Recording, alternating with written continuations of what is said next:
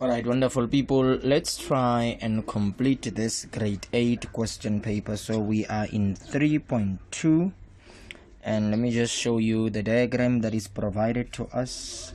This would be the diagram, and the angle is 45. This is 80, this is A, and this is B. And those are the angles that needs to be found. So we know that sum of the angles of a triangle equals 180. We can start first by finding A, or we can say sum of the two opposite angles equals the exterior. We can find that one. So the choice is ours. So angle B will be equals, remember they said reasons need not be given. So angle B is equals to 80 plus 45 degrees, which should give us 125 degrees.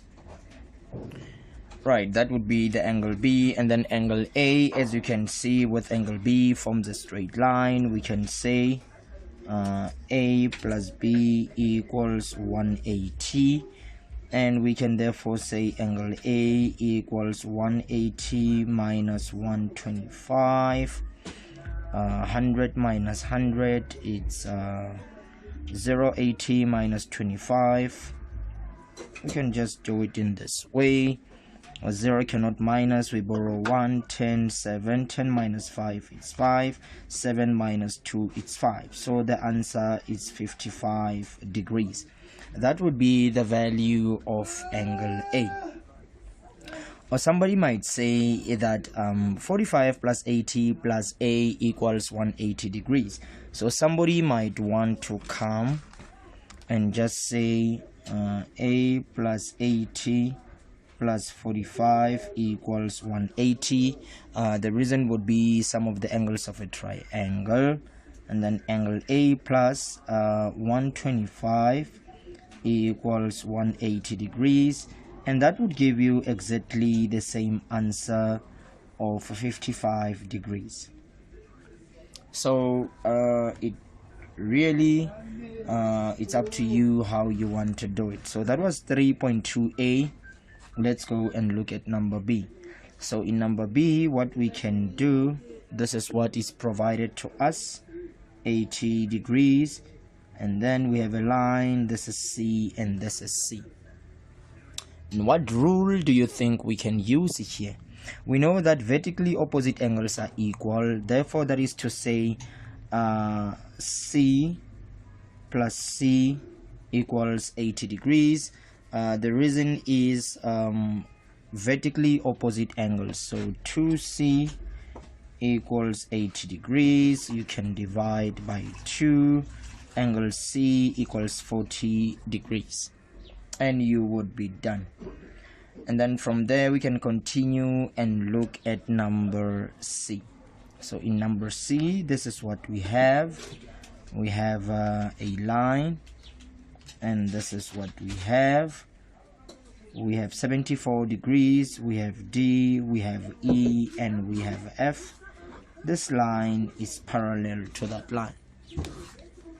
So we want to find those angles. Let me just do this. So we want to find D, E, and F. So the first one I can find, it's really my choice. I can say they are vertically opposite equal, or I can say this and this is 180. The choice is mine.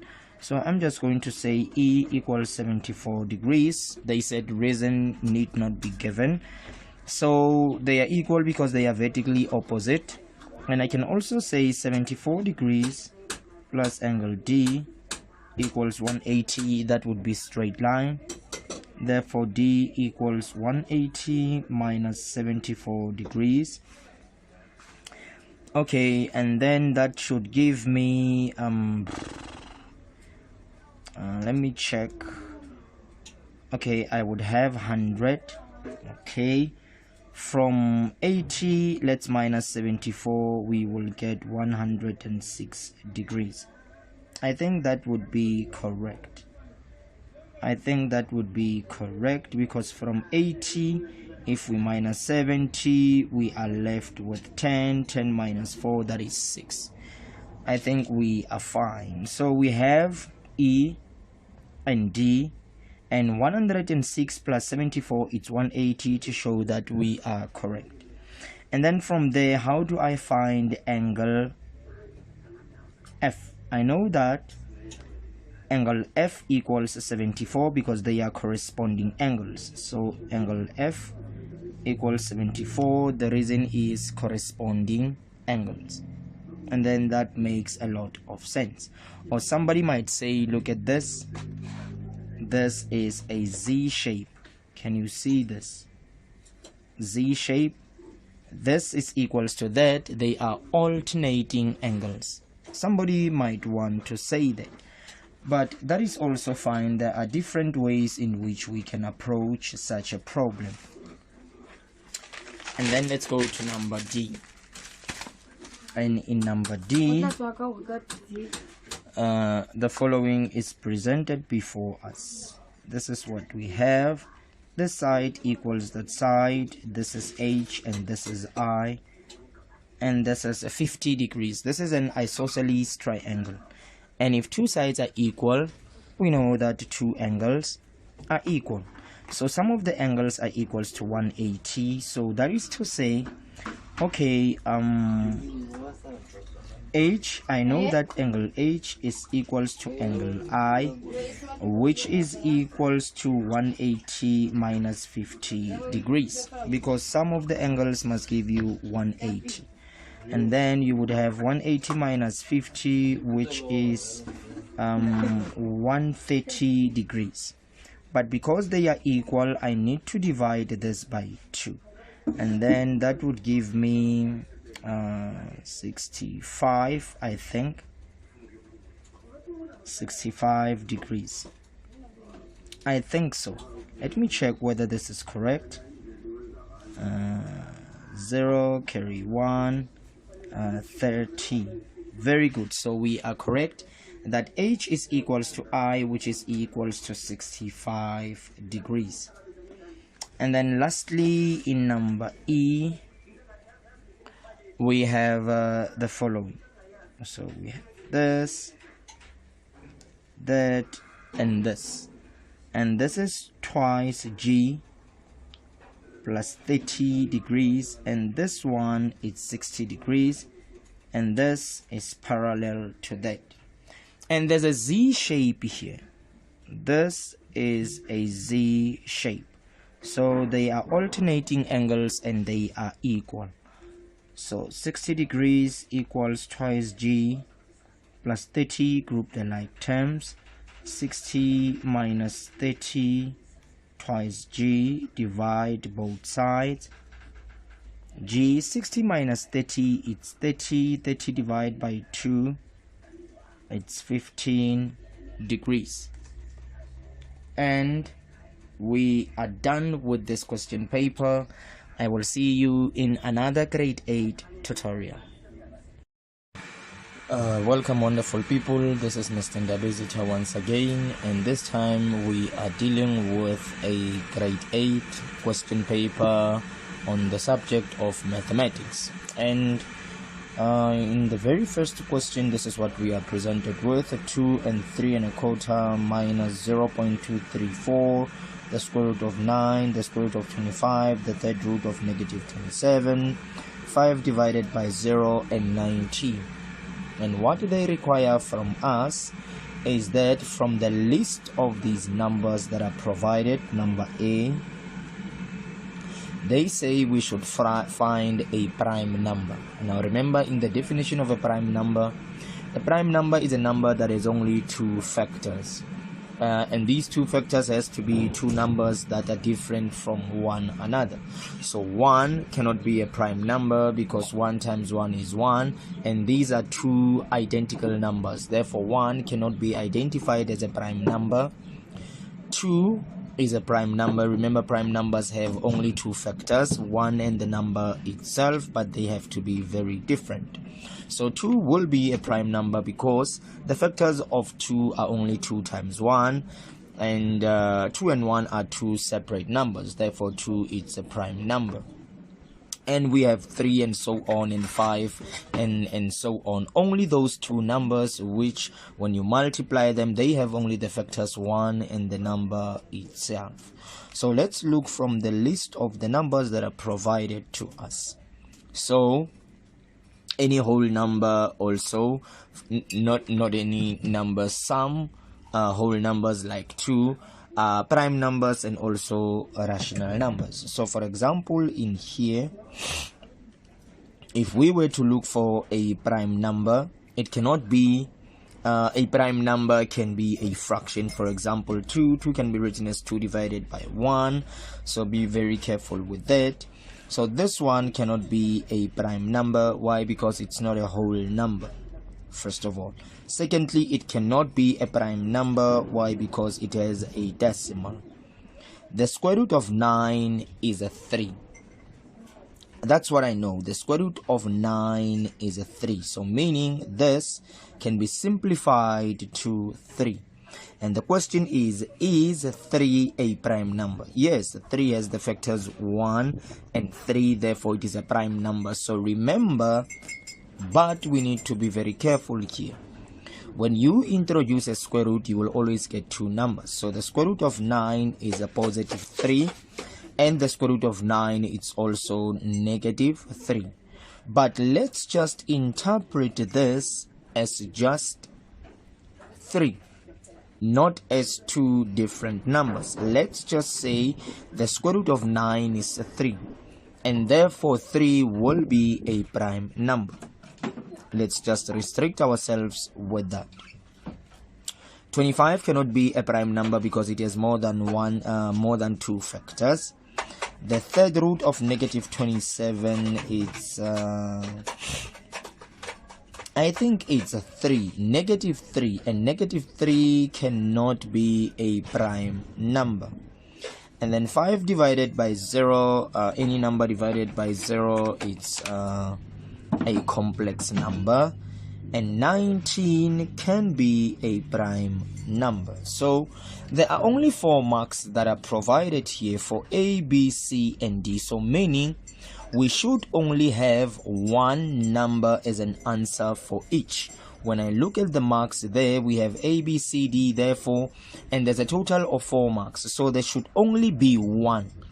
There should only be one that we pick from that entire list. So in order for us to be very safe in this, we're not going to pick this because it is a square rooted number.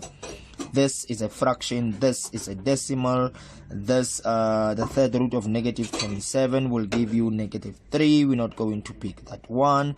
Maths error. So the only true prime number we have from this list, where each is provided with a 1 mark, because we have A until D, therefore we will take 19. So the prime number there will be 19. Number B, a square number. A square number. So for example, when you square a number, you are in essence doubling that number. So I know that 25 can be a square number because a 5 squared, it's 25. So I'm going to pick this one.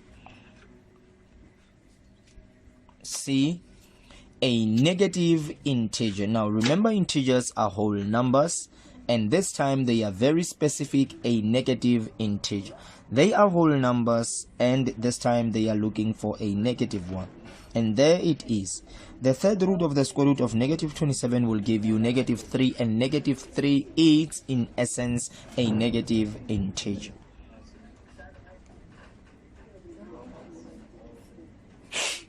And D, a non-real number. A non-real number, it's a number that doesn't fall on the real number system.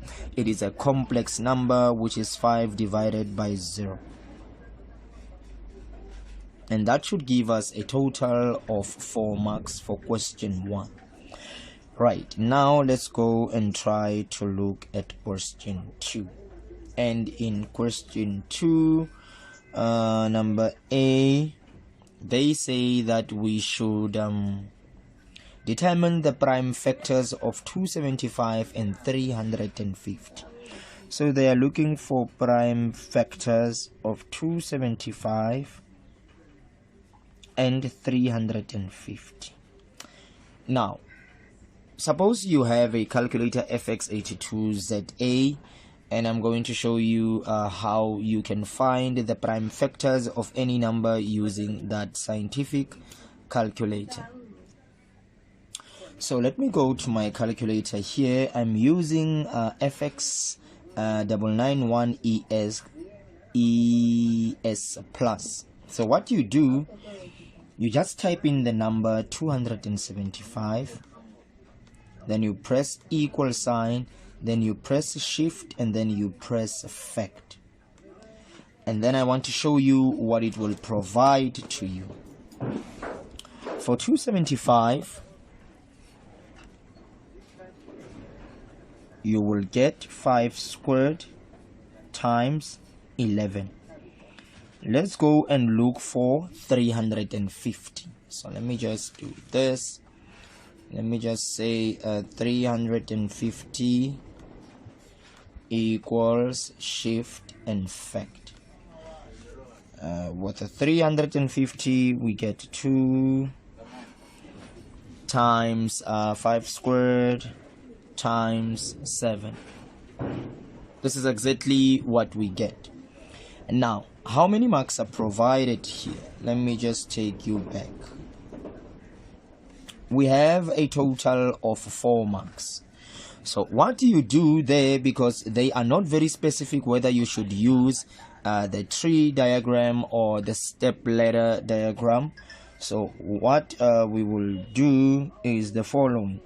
So I'm going to use a ladder diagram. You will say 350, and then I want you to check something here. You have 2 times 5 squared times 7. So it tells you that the first time divide 350 by 2. 350 divided by 2, you see now, what is it that we can get? Let me just do this.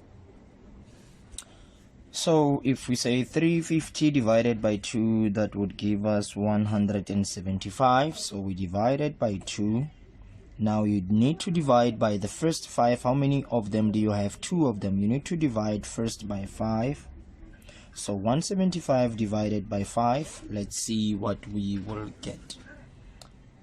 175 divided by 5, that should give us 35. We divided by the first 5, we need to divide by the second 5. So 5, 10, 15, 20, 25, 30, 35. That would give you 7. Now you need to divide by 7. And 7 divided by 7 would give you 1. So 350, if you are writing this as prime factors, that would be 2 times 5 times 5 times 7 times 1, which can be rewritten as 2 times, when I multiply numbers of the same basis, I add the exponent, and we are done. I think it is very important that they want to see this. This step is very, very important, because they know you can use a programmable calculator and it can take you straight there. But if you omitted all this, they might take some marks for you. So please try to draw up a table before you can come to this side. Okay, that was for 350. Let's look for 275. Right, we have already saw for 275 we had, remember, 5 squared times 11. So we're going to divide by 5 first time, divide by 5 second time, and then divide by 11 the last time. So I'm going to divide here by 5. Now what is 275 divided by 5? Now let me just do this. 275 divided by 5, that gives us 55. and I'm going to divide by 5 for the second time. 55 divided by 5, 5, 10, 15, 20, 25, 30, 35, 40, 45, 50, 55. That should give us 11. And 11 divided by 11, remember, would give you 1. So 275, that is to say 275 is equals to 5 times 5 times 11 times 1, which can be rewritten as a 5 squared times 11 times 1. And you have written both 275 and 350 as prime factors. And then we are done for number A. Now we go to number B. Right, let me just see what they want in number B. Now determine the highest common factor of 275 and 350. So let's see if we can do that. Now we want the highest common factor of those two numbers. Right, 275 and 350. Now let me show you how we are going to do this.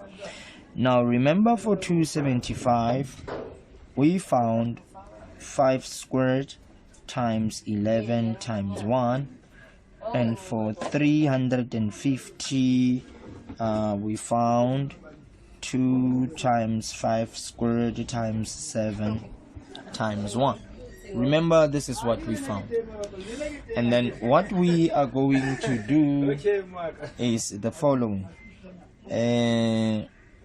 In order to find the highest common factor, it is something that is common. The highest common factor. There has to be a factor, something that is common in here and also in there. Very important. So I have 5. How many of them? 2 of them in here. 5. How many of them? 2 of them in here. So I'm going to take the highest, which is 5, to the exponent of 2. So you just say 5 squared times. Then you check, is there any other thing that is common on both? No. I cannot take 2, it is not common. I cannot take 7, it is not common. I cannot take 11, it is not common. But I can take 1 because it is common. And what is 5 squared times 1? That is 25. So that is to say 25 can divide into 275 and 350 without leaving any remainder. That is why we are saying it is the highest common factor. And they were providing 2 marks for that. And then that we are fine with question 2, I will see you in question 3. Now, in question 3, we have the following.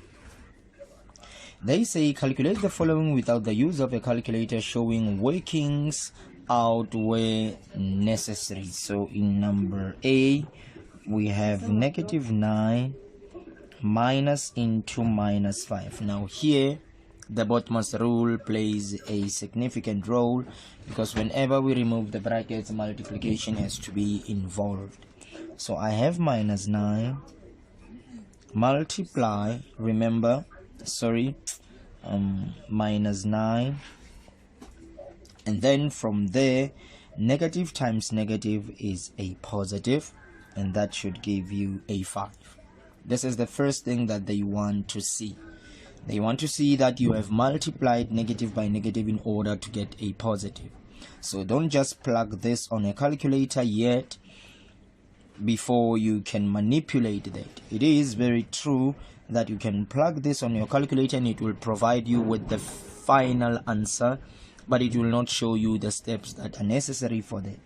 So -9 plus 5 will give you -4.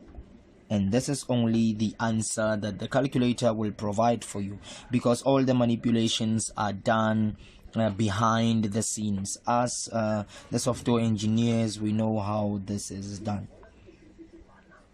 So let's look at number B. We have -4 plus into -8 divided by 2 into -3. and we need to show our workings without using a calculator. So because there's no number that multiplies -4, I might as well just write it outside of the brackets. Positive times negative will give you a negative. 2 times -3 will give you -6. You can insert this on a calculator, no problem, you will encounter. You can enter this on a calculator, no problem, you will encounter. -4 minus 8, that should give us -12 divided by -6. Negative divided by negative is a positive. 6 divided by 2, or how many 6 can I pull out of 12? 2 of them. That should be a final answer for you, and they give you 3 marks for that. 3 marks. And then let's go to number C. The square root of 25 minus the third root of -8 plus into -2 squared. Right, I know that the square root of 25 is 5. Please do not say plus or minus 5, because remember in the previous tutorials we said when you introduce the square root you will always get 2 numbers. But in this case, please, whenever you are dealing with this type of algebra, just say the square root of 25 on your calculator, and then it will provide you with 5 minus. Now here there's a trick. Now here what they want is for you to remove this using the laws of the exponent. So I'm going to show you this. Now -8, we're going to have a bracket. -8 in exponential form can be written as -2 to the exponent of 3, and then when you remove the square root you will say 1/3 there. I hope you understand the basics, because I'm now dealing with a previous question paper. I don't have time for showing you the basics, but I hope you understand.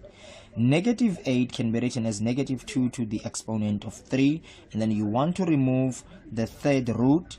Therefore you will say 1 over whatever number you have there. Addition sign. -2 squared, any number inside of the brackets that is negative which has been squared will always bring out a positive. You can just insert this on a calculator and the correct answer will be shown on the screen for you. So we have 5 minus. Now in here we need to multiply 3 as a numerator, 3 as a denominator. They will go once into each other. You are left with 2 to the exponent of 1 plus your 4, and then you will say 5 minus 2, that is 3. 3 plus 4, that should give you 7, and you are done. And they will give you that total of 4 marks, because they are looking as to whether you have understood the fundamental principle. But let's see, let's be very careful here. Look at something here. Please look at something here. Was there multiplication here? I want you to look at something here. Yes, because this, if it is inside of the brackets, once you say 3 into 3 goes once, you are left with -2 to the exponent of 1. But now look what I have done. I did not put in that negative. Do you see the mistake? I didn't put in that negative there, and that will make us very serious problems. And then negative times negative should give us a positive. So meaning, let's erase this one, meaning we have 5 plus 2 plus 4. That should give us 7. 7 plus 4 should give us 11. Let's just go and verify this. Let's just go and verify this. So we have the square root of 25 minus the third root of -8 plus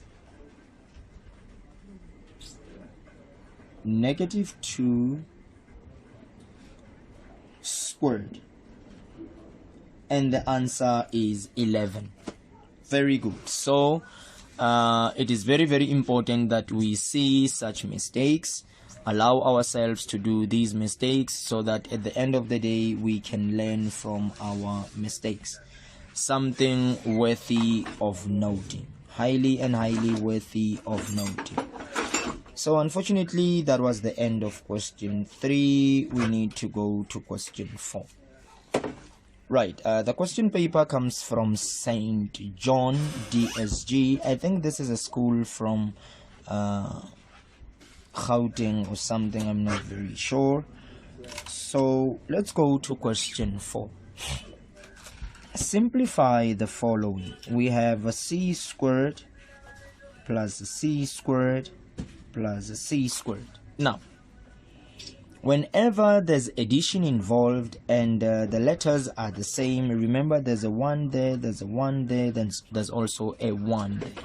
So you just say 1 plus 1 plus 1, it's 3, then you leave your c squared. So c squared plus c squared plus c squared is a 3c squared. That's how you find your answer. And number B, we have a 3a minus 2a minus 5a. Right, so 3a minus 2a minus 5a. So 3a minus 2a, it's 1a. 1a minus 5a is minus 4a. That should be the answer for you then.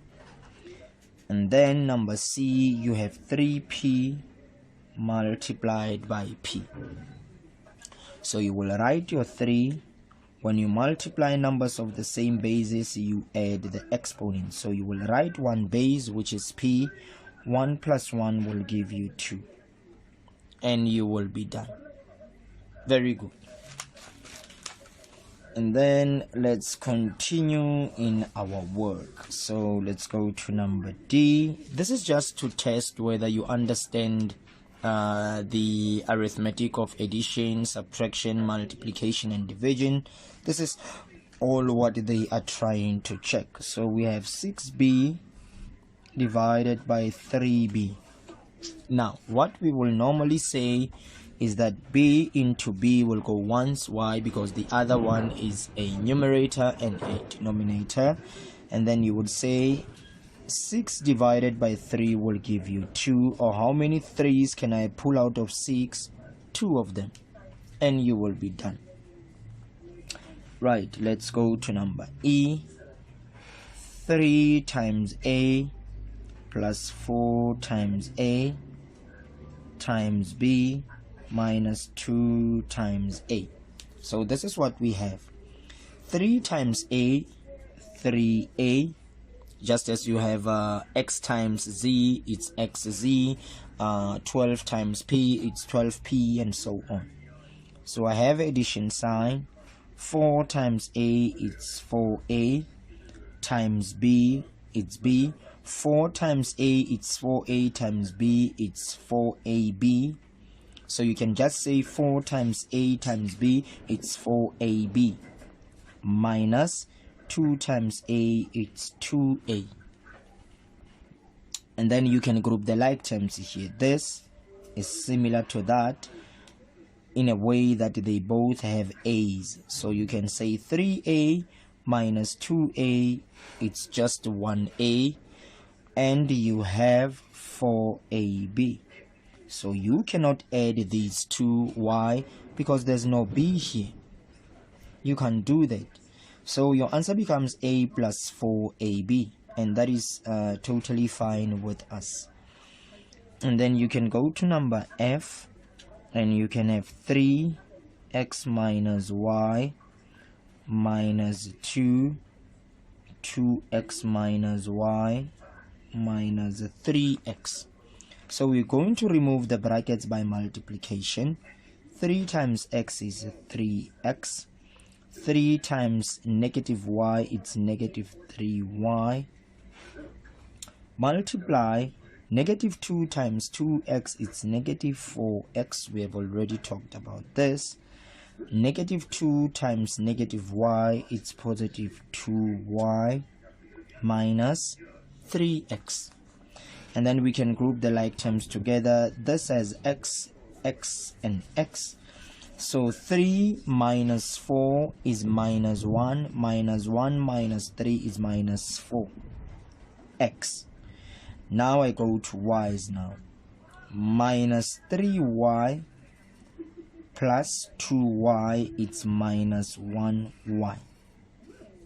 And you are done. You cannot add those two because they are not the same. And then that works just fine.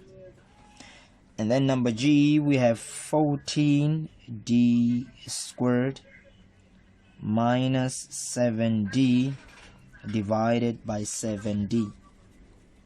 Now I want to point your attention to something here.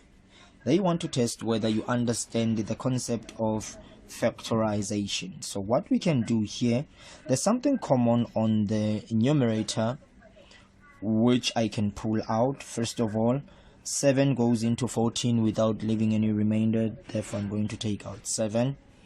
I have 2 d's, I have 1 d, therefore I'm going to take the lowest. Very good. And then because there's nothing common anymore that I can take out, therefore you make a bracket. And then you say, what number when I multiply by 7 will I get 14? That's 2. You took 1 d in here. There it is. How many d's are left? Just 1. Subtraction sign.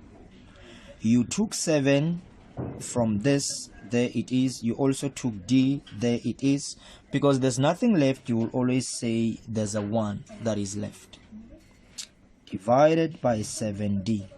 You have 7d as a numerator and as a denominator, and there's multiplication. Therefore, this into this will go once, and your answer is 2d minus 1. Something worthy of noting, and they were giving you 3 marks for that because there was some factorization to be done. So let's go to number H. X squared multiplied by 2x3 multiplied by 5x4. So what we will do is to say there's a 1 there. 1 times 2 times 5 is 10. Then we will say x squared times x3 times x4. You write 1 base because you are multiplying, you are adding the exponents. 2 plus 3, it's 5. 5 plus 4, it's 9. And this becomes your final answer. And they were just giving you 2 marks for that, just to check if you understand. Let's go to number I. 2a3 multiplied by 3ab squared minus 3a squared b squared. We just need to simplify this. Right, what we are going to do, let's try to simplify whatever that is inside of the brackets before we can exit. So 2 times 3 is 6. a3, remember there's a 1 here for the exponent of a. a3 times a, remember that would be a4 because when you multiply you add, and therefore you are left with your b squared. So we can put the brackets back, no problem. The square there tells us to repeat this 2 times.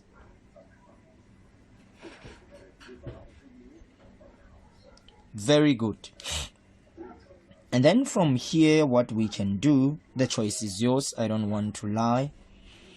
You can say, okay,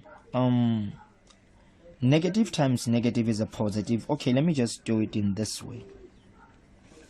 6a4b squared.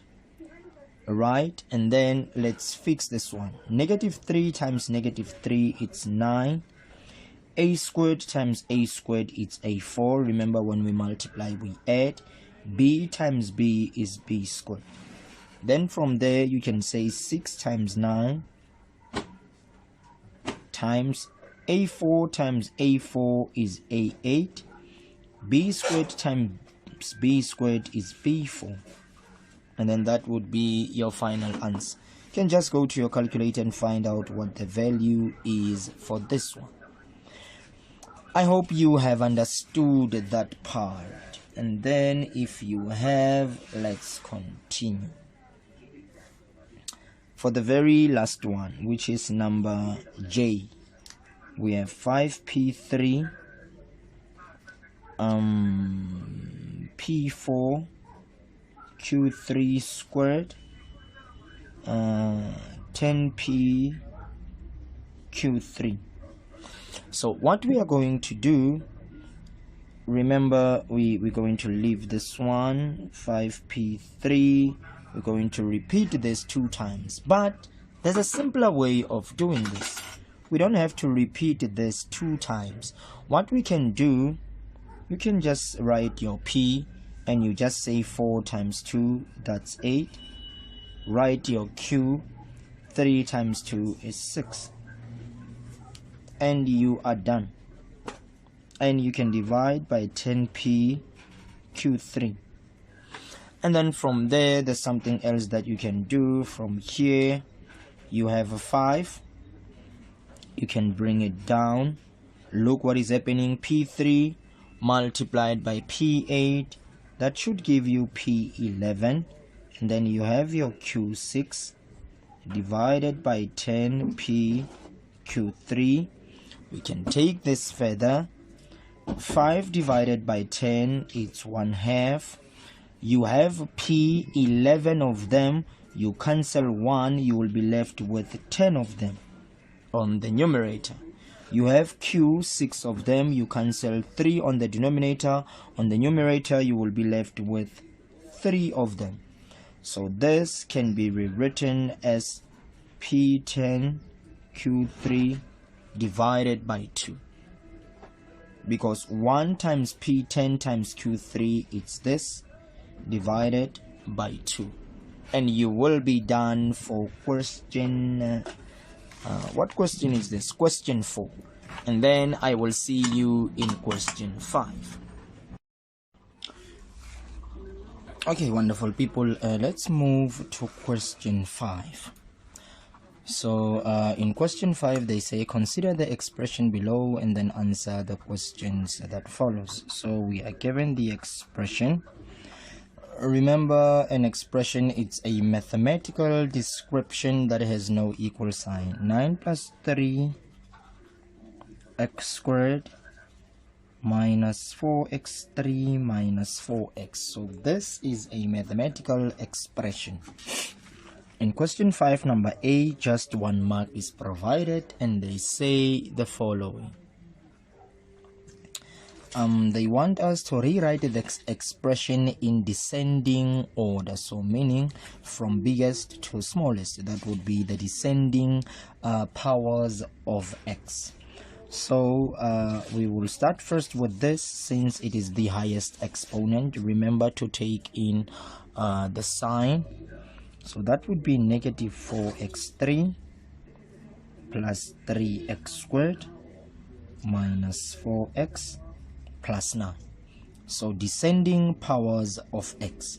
They should have been more specific, but that is fine. How many terms are there in the expression? We have 1, 2, 3, 4 terms. Number C, what is the coefficient of x squared? The coefficient, it's a number that is in front of your x squared, which is positive 3. And then number D, determine the value of the expression if x is equals to minus 1. So we will have 9 plus 3 into minus 1 squared minus 4 into minus 1, 3 minus 4 into minus 1. So I'm substituting on the original one. You can do it in this one, no difference it shall make. So I have 9 plus 3 minus 1 squared minus 4 into minus 1, 3 minus 4 into minus 1.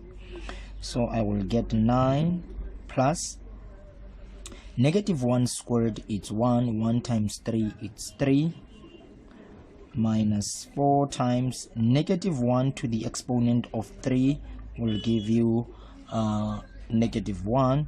Negative times negative, it's a positive. And then from here you will have your 9 plus 3 minus 4 times minus 1, it's positive 4 plus 4. So look what is happening. I have my 9, there it is, plus 3 from this, there it is. Negative 4 times negative 1, it is 4. Negative times negative, it's positive.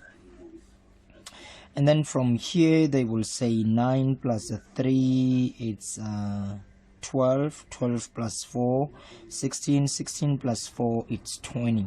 So 20 becomes the answer for this expression. So that was a total of 6 marks for question 5. Alright, let's move on to question 6. So in question 6 we have the following. They say in question 6, write algebraic expression for the following. So they want the sum of A and B. We need to write an algebraic expression for that, or an algebraic expression for this.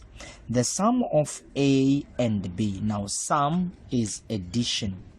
So what are you adding? You are adding A and B. So that would be A plus B. That would be the expression. Very good. Number B, the product of A and B. Product is multiplication. So what are you multiplying A and B? This is the product of A and B. C, they say 3 times the difference between P and Q. 3 times the difference between P and Q. 3 times the difference is subtraction. The difference of what? P and Q. So this is the difference of P and Q, but 3 times that difference. Please be very, very careful there. You have to say 3 open bracket P minus Q. 3 times the difference of P minus Q. 3 times the difference of P and Q. Very important. And then the very last one, the sum of 2 numbers where the second number is double the first number. So the sum of 2 numbers. So let's say those numbers are x and y. Their sum, that would be x plus y. The sum of 2 numbers. We have these 2 numbers which we don't know, which is x and y, where the second number is double the first. So let's double the second number. And let's rewrite this in a nicer way. X plus 2y. And you are done. Right, that was just question 6. It was worth 7 marks. Let's go to question 7. Now, in question 7, if A equals 3, B equals minus 2, and C equals 0, find the value of AB all squared. So if A is equals to 3, and B is equals to minus 2, and C is equals to 0, they want us in number A to find AB squared. So A is 3, B is minus 2, that is squared. 3 times negative 2, it's negative 6 squared, which will give you 36. If you plug this on your calculator, you will get that. Now number B, they want AB divided by C. So AB divided by C, A is 3, B is minus 2, divided by C, which is a 0. 3 times negative 2, negative 6 divided by 0, which is complex number. Very, very complex. Or you can say math error, or you can say it is undefined.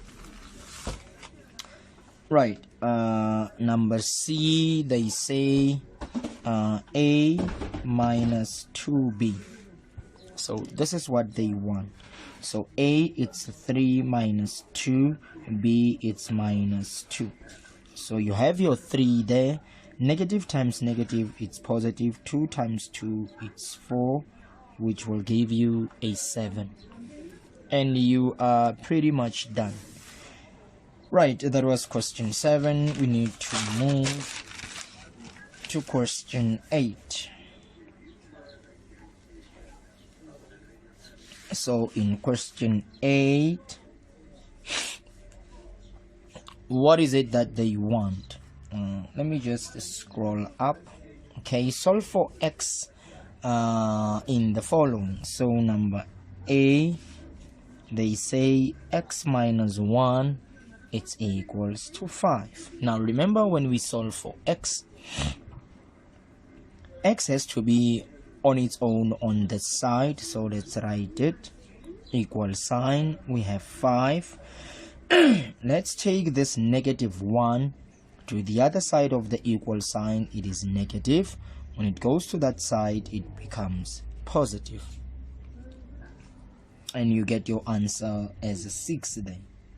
Very good. And to check whether you are correct, 6, where you see x, go and write 6. 6 minus 1 is equals to 5. So you are correct in what you have said. Let's go to number B. X divided by 2 equals negative 5. We need to get rid of the denominator whenever we are solving for x. So how do we get rid of the denominator? We multiply both sides by the denominator. So that is to say, x divided by 2, you will multiply this by 2. Negative 5, you will multiply that by 2. So this into this goes once, because denominator and numerator, they are the same. You will be left with x. Negative 5 times 2, it's negative 10. And you will be done. Let's go to number C. 4x minus 21 equals 5 minus 9x. So from here, we need to group the like terms. X's with x's, numbers with numbers. So this is 4x. This one, it's negative. When it goes to the other side, it becomes positive. Equal sign. You have your 5 at this side. Take this negative to that side, it becomes positive. 4x plus 9x should give you 13x. 5 plus 21 should give you 26. We can divide by 13. This into this goes once. I think, how many 13s can I pull out of 26? 2 of them. And you are done. That was number C. Let's go to number D. So 4x plus 3 equals 5. 6x minus 2 plus 3. So we can have 4x plus 12. We can have 5, 10, 15, 20, 25, 30. We can have 30x minus 10. Please be very careful of the multiplication in there.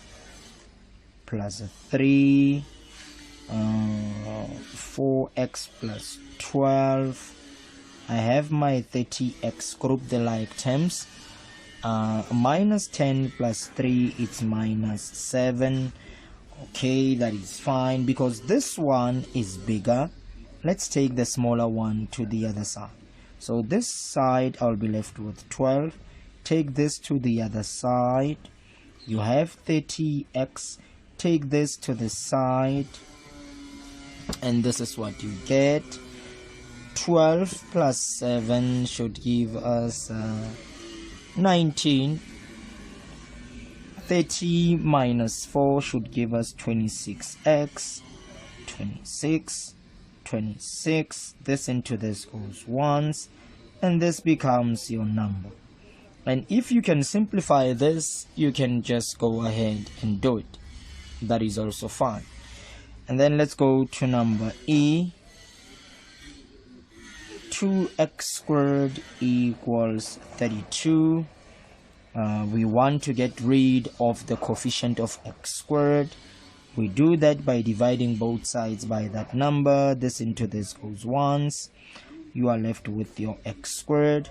36 divided by 2 should give you 16. You want to get rid of the exponent of 2 there, just square both sides. The square root on 2 will cancel. You will be left with x, or you can say the square root on 2 goes once into each other. The square root of 16 is 4. And you are done. That was question 8. Let's see what we have in question 9.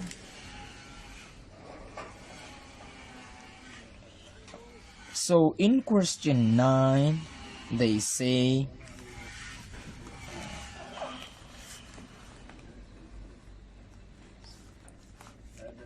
write an expression for the distance from A to B in terms of x and simplify.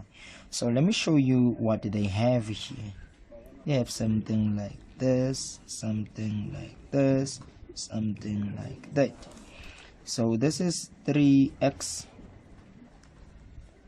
plus 20, 10 minus 2x, 4x plus 18, and 5 into 7 minus x. So this is A, this is B, C, D, and E. And I want you to be very, very careful here. Write an expression for the distance from A to B in terms of x and simplify. So the distance from A going to B. And I know that distance is a measure of the length with respect to the time. So I'm just going to add this with this, because to get to B from A, I need to move in this sequence. So I'm going to say, so meaning I'm adding all these. 3x plus 20 plus 4x plus 18, okay, sorry, plus 10 minus 2x plus 5 into 7 minus x. That would be the distance. So this plus this plus this plus that, you just adding all those things. And then what I can do is just to say, okay, 3x plus 4x is 7x, 7x minus 2x is 5x. So let me just do this to show that I'm done with those. 20 plus 18, it's 38, and then 38 plus 10, it's 48. So I have 48. Are we done? Yes, we are done. Plus I have my 5, 7 minus x. So from here I can say 5x plus 48 plus 5 times 7, 5, 10, 15, 20, 25, 30, 35. And 5 times negative x is minus 5x. Now look what transpires in here. This is a positive, this is a negative, and 48 plus 35. 8 plus 5, it's 13.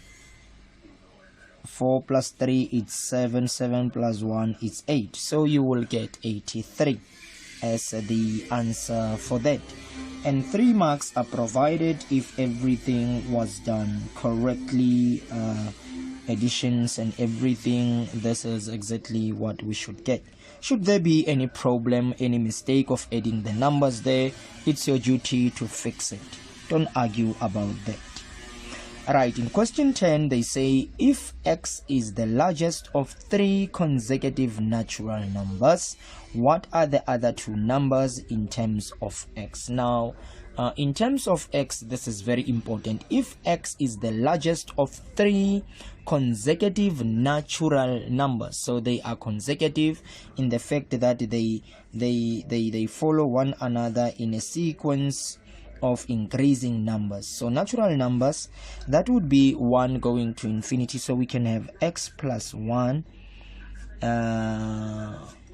If x is the largest of 3 consecutive natural numbers, what are the other 2 numbers in terms of x? So I'm going to say x plus 1 plus x. Will I be correct to say x plus 2 and x plus 3? Now let's check. If x is the largest of 3 consecutive natural numbers, what are the other 2 numbers in terms of x? Okay. So if x is the largest of 3 consecutive natural numbers, what are the other 2 numbers in terms of x? That would be x plus 1 and x plus 2.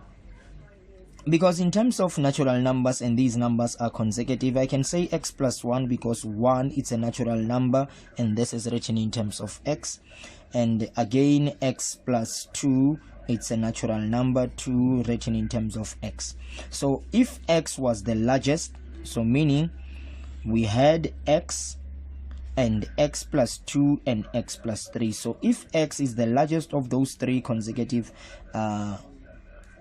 x is the largest of 3 consecutive natural numbers, what are the other 2? The other 2 may be x plus 1 or x plus 2. And if this is not correct, sit down and think about that. Just try and sit down. Right, and then I think we have to move to section B, which is worth 45 marks. And they say the following: fill in the missing word in each of the following. So in number A, they say 250 degrees is called what angle. They want to know what is the name of a 250 degree angle. And I'm going to draw your attention to the Cartesian plane. 0, 90, 180, 270 and 360 degrees. These are acute angles because they are all angles that are less than 90. They are greater than 0 but less than 90. This is acute. This is obtuse, if I remember well. This is a reflex, and this is revolution. Right. So a 250 degree angle is between 180 and 270, and it is called a reflex. Very good. Number B, the complement of 40 is complementary angles add up to 90. So the complement of 40, what is it that we need to add to 40 in order to get 90? That is 50. So the complement of 40 is 50 degrees because complementary angles add up to 90. The supplementary of 80 is supplementary angles forms a straight line, they add up to 180. So the supplement of 80 degrees is 100. Why? Because 100 plus 80 would give you 180 degrees. And then number D, the size of an angle of an equilateral triangle is, now an equilateral triangle is a triangle whose all angles are equal, so 60 degrees. So remember, an equilateral triangle has 3 sides that are equal. If 3 sides are equal, therefore all those angles are equal. Something worthy of noting. And then let's go to number E. A triangle with 3 sides of equal lengths. Okay, the size of an equilateral angle, okay, that is 60. A triangle with 3 sides of equal length is called an equilateral. So do you see what they are doing? They are playing with us here. Equilateral triangle. Okay, that is fine. Let's go to number F. If an obtuse angle is halved, what type of an angle is formed? So let's look at an obtuse angle. Suppose we are having an obtuse angle like let's take the closest one. Let's take 150, and let's half this 150 and let's allow it to give us okay, let's say 75 degrees. So what is that 75 degrees? It will always give you an acute, so that will be an acute. So if an obtuse angle is halved, what type of an angle is formed? It forms an acute angle. Okay, let's go to number G, and they say the angle between the two hands of a clock at 12:20 is, okay, let me just draw up a line. They say the angle between the two hands of a clock at 12:20 is, now let's try to draw this clock. And we know that the clock will be 12 here, okay, it will be 6 there, it will be 3 there, it will be 9 there. Suppose this is the clock that we have, and the time it's 12:20. okay, let me just do this.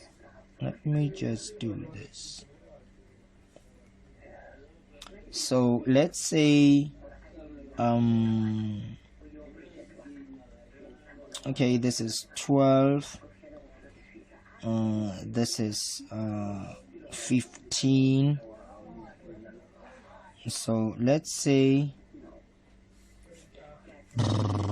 how do we do this? The angle between two hands of a clock at 12:20 is what? Now let's look at this. 12 hour, 15, 20 might be somewhere here. And what is that angle then? What is that angle? That's a revolution angle. Let's look. Check in here. 12, 15, 12, 20, it's in here. And it's a revolution angle. So that would be revolution angle. And then the very last one, number H, 90 degree is also known as a what? It is also known as a right angled. Right angled. So a 90 degree angle is also known as a right angled. And we are done with question 1 of section B. We go to question 2. So in question 2 we have the following. They say classify each triangle according to their sides. So the first one is provided to us here, and this is what is that. And we know that if two sides are equal, therefore two angles are equal. And we need to classify this triangle. Which triangle has equal sides of equal angle? That's an isosceles triangle. So this is an isosceles triangle. Now B,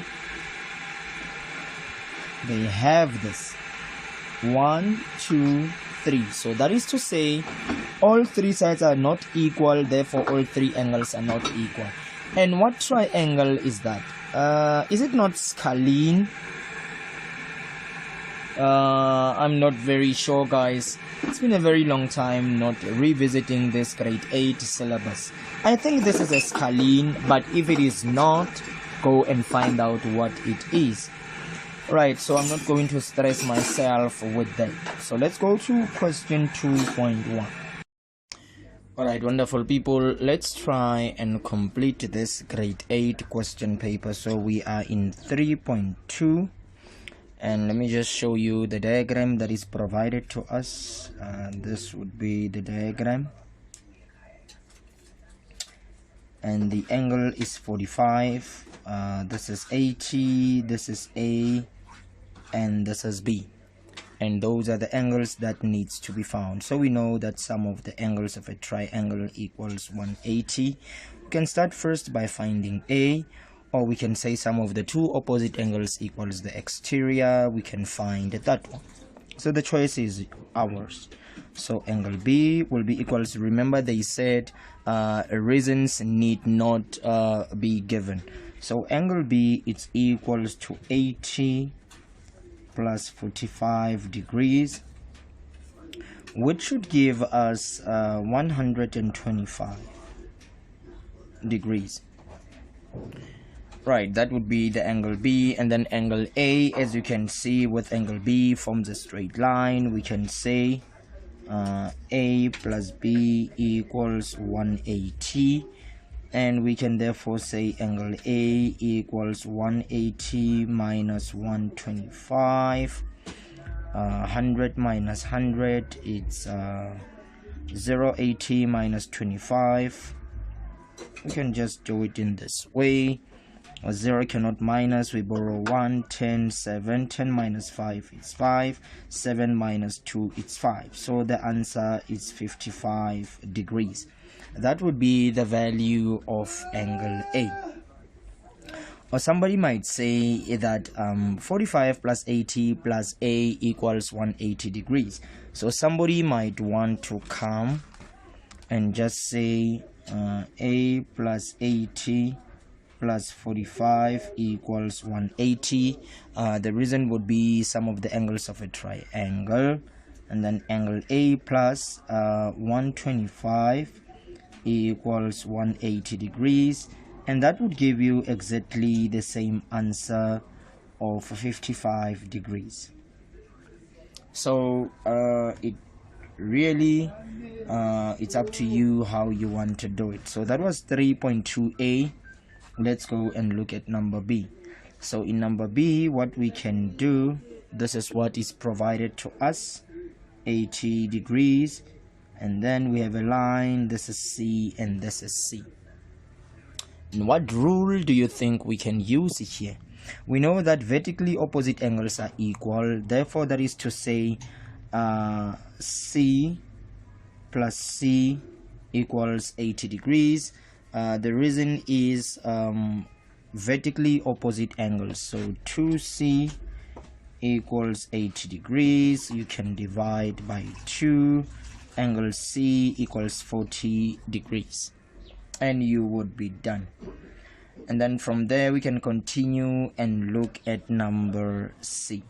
So in number C, this is what we have. We have a line, and this is what we have. We have 74 degrees, we have D, we have E, and we have F. This line is parallel to that line. So we want to find those angles. Let me just do this. So we want to find D, E, and F. So the first one I can find, it's really my choice. I can say they are vertically opposite, equal, or I can say this and this is 180. The choice is mine. So I'm just going to say E equals 74 degrees. They said reason need not be given. So they are equal because they are vertically opposite. And I can also say 74 degrees plus angle D equals 180. That would be straight line. Therefore D equals 180 minus 74 degrees. Okay, and then that should give me let me check. Okay, I would have 100. Okay, from 80 let's minus 74, we will get 106 degrees. I think that would be correct. I think that would be correct, because from 80, if we minus 70, we are left with 10. 10 minus 4, that is 6. I think we are fine. So we have E and D, and 106 plus 74 is 180 to show that we are correct. And then from there, how do I find angle F? I know that angle F equals 74 because they are corresponding angles. So angle F equals 74. The reason is corresponding angles, and then that makes a lot of sense. Or somebody might say, look at this, this is a Z shape. Can you see this? Z shape. This is equals to that. They are alternating angles. Somebody might want to say that, but that is also fine. There are different ways in which we can approach such a problem. And then let's go to number D. And in number D, the following is presented before us. This is what we have. This side equals that side. This is H and this is I. And this is 50 degrees. This is an isosceles triangle. And if two sides are equal, we know that two angles are equal. So some of the angles are equals to 180. So that is to say, okay, H, I know that angle H is equals to angle I, which is equals to 180 minus 50 degrees, because some of the angles must give you 180. And then you would have 180 minus 50, which is 130 degrees. But because they are equal, I need to divide this by 2. And then that would give me 65, I think. 65 degrees. I think so. Let me check whether this is correct. 0, carry 1, 30. Very good. So we are correct that H is equals to I, which is equals to 65 degrees. And then lastly, in number E, we have the following. So we have this, that, and this. And this is twice G plus 30 degrees, and this one is 60 degrees, and this is parallel to that. And there's a Z shape here. This is a Z shape. So they are alternating angles and they are equal. So 60 degrees equals twice G plus 30, group the like terms. 60 minus 30 twice G, divide both sides. G, 60 minus 30, it's 30. 30 divided by 2, it's 15 degrees. And we are done with this question paper. I will see you in another grade 8 tutorial.